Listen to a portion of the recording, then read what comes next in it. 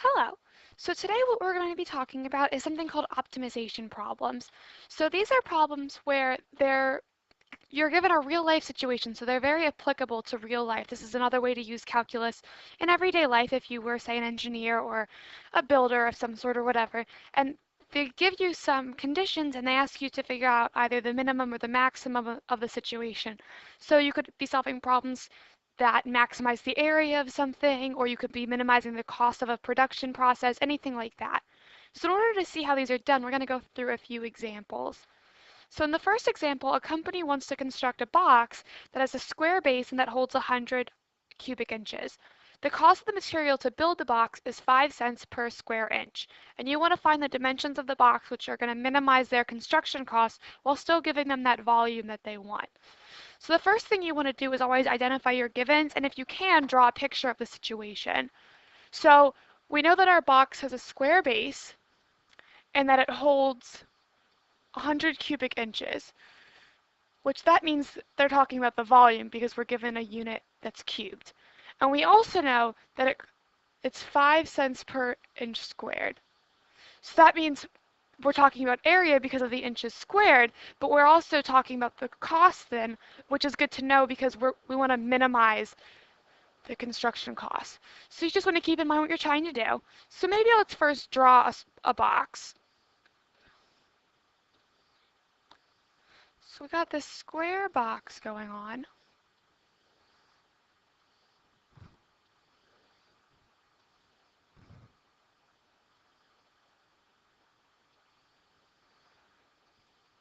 And we know that its volume is 100 cubic inches. So now let's put some labels on this box that we drew. So we know that the box is going to be h units tall, and we know that has a square base. So maybe we could label the base as x and x. So we know that the volume is 100 cubic inches, but we know that in order to find that, we would multiply the area of the base, which is going to be x squared, times the height, which is h. And they also tell us that we want to minimize the cost. So because we want to minimize the cost now, whatever you're trying to minimize or maximize, you want to write an equation for that. So we're minimizing the cost, so why don't we let C equal the cost? And the cost is 5 cents, so we'll put the 5 cents on there per inch squared. So that's 5 cents times the surface area of the box, because when you're talking about inches squared, you're referring to area of something. So we know it costs us 5 cents for every unit of surface area that we have. So now the surface area is just the area of all 6 sides of the box added together. So we have 2 of these square pieces. We have one on the bottom and one on the top. And then we have 4 of these rectangular pieces. We have 1 in the front, 2, 3, and 4. So that means that we can set up our surface area equation to be 2 times the area of the square, so x squared, plus 4 times the area of one of the rectangular pieces, which is going to be x times h. So if we simplify that, we get cost is equal to 0.1 x squared plus 0.2 x times h.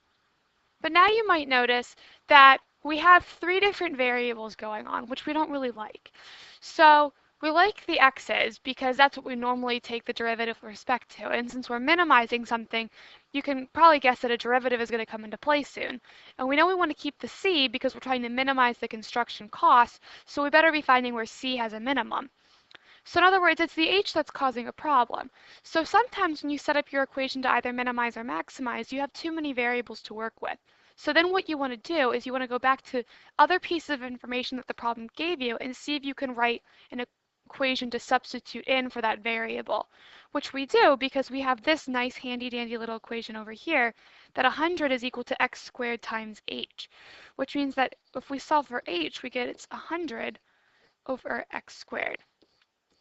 So now if we substitute that quantity in for h, we're going to get that c is equal to 0.1 x squared plus 0.2 x times 100 over x squared. And now if we simplify, we're going to get that c is equal to 0.1 x squared plus 20 over x, using some simple algebra there. So now we've gotten all of our equations set up, and since we want to minimize the construction cost, now what we're going to do is we're going to take the derivative of this c equation, and we're going to see where it has a minimum. So we're going to find its critical values, test to make sure that one of them is a minimum, and then we're going to figure out the dimensions of the box. Okay, so if we take the derivative with respect to x, we're going to get that c prime is equal to 0.2x plus, now we have to be careful that this 20 over x, we remember we could rewrite this as 20 times x to the negative 1. So if we use our power rule, we're going to get that this is negative 20 times x to the negative 2. So we know that c prime then is equal to 0.2x minus 20 over x squared. Okay, so now we're going to set this equal to 0 and solve for any critical values. And then we'll see which one of those are going to give us a minimum. So critical values happen when the derivative is equal to 0 or undefined. So because we have this x squared term in the denominator of one of the fractions, we know that x can't equal 0.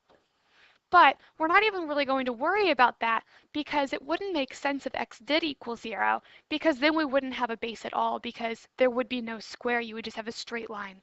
So there would be no box. So we're not going to worry about that when we go to test our critical values. So sometimes with these you have to ask yourself, does that answer make sense in the context of the problem that I'm working with? So if we go ahead and solve this for when x does give us a 0 derivative, we're going to get that 20 over x squared is equal to 0.2x, moving that last term over. Now, if we can multiply both sides by x squared, that way we can cancel with the x squareds in the denominator over here. We get 20 is equal to 0.2x cubed. Divide both sides by 0.2. We're going to get that 100 is equal to x cubed, which means that the cube root of 100 is equal to x. So now, just to be on the safe side, you always want to check your critical values to make sure that you're getting a maximum or a minimum, because it could happen where your function doesn't have a maximum or a minimum anywhere. It probably won't, but you just always want to be safe, and it's good practice to know how to check for them. So we're going to set up our number line just like we were doing with the increasing and decreasing section. We're going to put our critical value on here, so cube root of 100. That is a 0 derivative, and now we just want to pick some test values. So cube root of 100, if you're not using a calculator, you want to be able to guess what number is going to be smaller. So I know that 4 cubed is 64, which is definitely smaller than 100. So 4 is probably going to be less than the cube root of 100. And the opposite is true. 125, which is 5 cubed, is bigger than 100. So the cube root of 100 must be less than 5. So now we're going to go back in to our derivative, plug 4 and 5 in and see what the signs are. So if we plug 4 in, we're going to get 0.2 times 4, so 0.8, minus 20 over 16. So when you do that, you get that it's negative, because you get 0.8 minus 20 over 16 is just 5/4, which is a number that's slightly bigger than 1, so you're going to get a negative answer. So now we'll do the opposite. 0.2 times 5 is going to give us 1, minus 20 over 25, which is 4/5, which is a fraction that's smaller than 1, so this is going to be a positive derivative. Negative to positive means that we have a minimum, so we can check that we have a minimum. And then we want to go back through and find the dimensions of the box. So we know that x equals the cube root of 100. So that means that h is equal to 100 over the cube root of 100 squared, which we can write as 100 to the 2/3 power. Using our exponent rule, since this is 100 to the first, we can simplify this to being 100 to the first minus 2/3, which is just going to give us the cube root of 100, because it'll be 100 to the 1/3 power. So the dimensions of the box that minimize the construction cost for this company are going to be the cube root of 100 by the cube root of 100 by the cube root of 100. So that would be our length, width, and height. And since they did give us the units, we want to throw those inches there on the end. So that would be our final answer. So that's how every optimization problem goes. You want to make sure that you know what all of your givens are, draw a picture if you can, if one's not already given to you, set up an equation for what you're trying to either minimize or maximize, substitute in for any variables that you might have that are causing problems when you go to differentiate. Then you want to take your derivative, solve for your critical values, test for the minimum or maximum, and then find all of your variables by plugging back into those extra equations. So let's do one more. So a dog kennel is to be constructed as shown.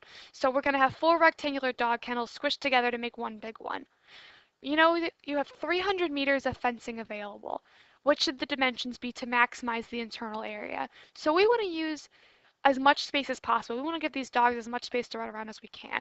So the problem's already been set up with a picture for you, and they've already set up your variables for you. So you know you want to maximize your area. Well, the area of each one of these things put together, so the area of all 4 of these rectangles is x times y. So we know that area is x times y. And we're trying to maximize that. So we're going to eventually take the derivative of that equation. But we have 2 variables over here, which we don't like. We only want one variable, which means that we need to use other pieces of information to substitute in for either x or y. And that extra piece of information is going to deal with this 300 meters. So we know that the whole length of this side here is x, which means that the length of this whole side up here is also x. Okay, and since the height of this thing is y, that means that each of these things in here is also y. So we know that this 300 meters of fencing is going to be split up between 2x and then those 5 y's that we have, because we have to do 5 of those vertical pieces and 2 of the long width pieces. So all of that together definitely has to be less than 300. So we'll just set it equal to 300 so that we can solve for it. So now you can solve for either of the variables that you want. So why don't we solve for y? So if we solve for y, we get 300 minus 2x is equal to 5y. If we divide everything by 5, we're going to get that 60 is equal, not 60 is equal, it's 60 minus 2/5 x is equal to y. So now we can substitute that in here. So we'll get x times 60 minus 2/5 x. And then we'll simplify and take our derivative. So at the end, we're going to get 60x minus 2/5 x squared.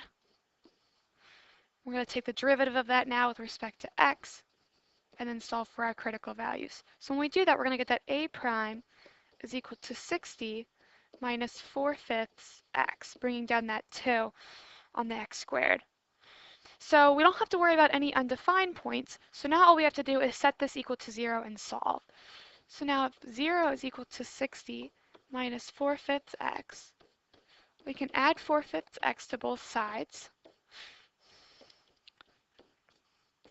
to try and isolate x, which is going to give us that 4/5 x is equal to 60. Now if we multiply both sides by 5/4 to cancel with that fraction, we can figure out what x is equal to.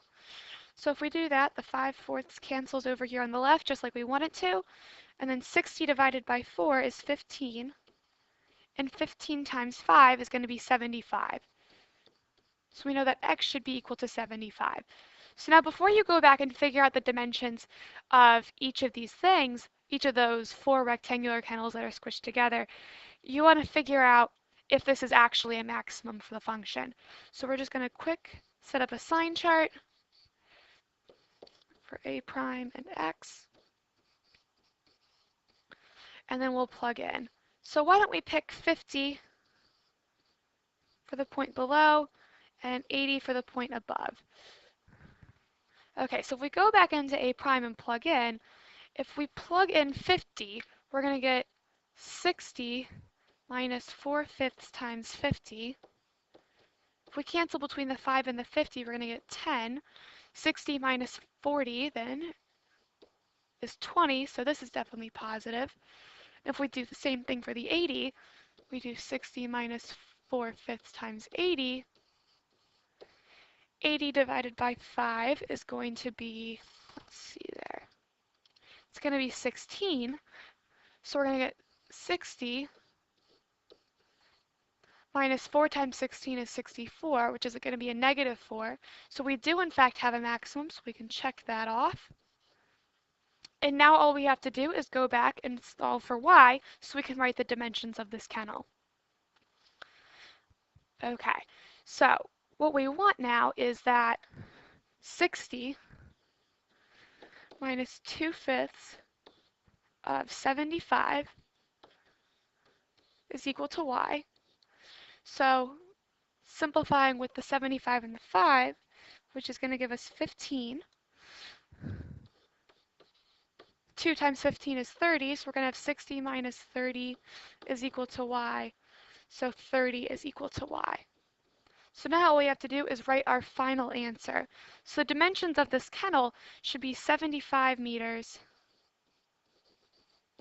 by 30 meters. That's going to give you the maximum area for your dog kennel while still only using those 300 meters of fencing. So there you go. That's how you go about doing optimization problems. I hope this was helpful for you. Have a great rest of your day.